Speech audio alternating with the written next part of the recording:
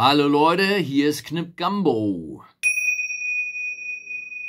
Es ist der zweite Advent, wir sind fleißig am Aufnehmen und auf diesem Wege möchte ich euch ein paar Songs der CD vorstellen und kurz anspielen, damit hinterher keiner sagen kann, uiuiuiui, das war ganz schön rock'n'rollig für ein Reggae-Album. In diesem Sinne, hier kommt das erste Stück und das ist ein absoluter Rock'n'Roll-Klassiker aus der Feder von John R. Cash. Hier ist Rock'n'Roll Ruby.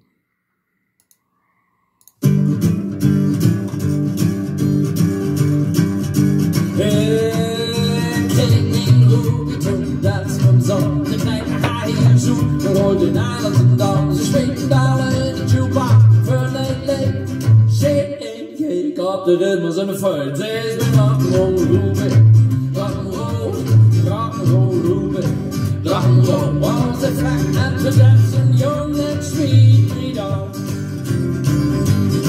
Du rock Ruby dos, so clogging, och vad det smart för alla majs från alla sätt att stoppa det bästa till rockat det day.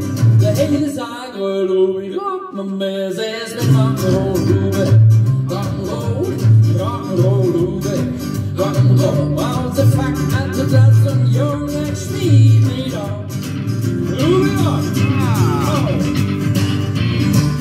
Ja, bei diesem wunderschönen Gitarrensolo blende ich mal aus.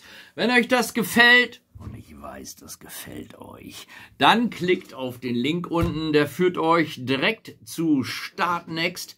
Da gibt es die CD und nette kleine und große Dankeschöns. Holt jo fuchtig. Bis dann. Tschüss.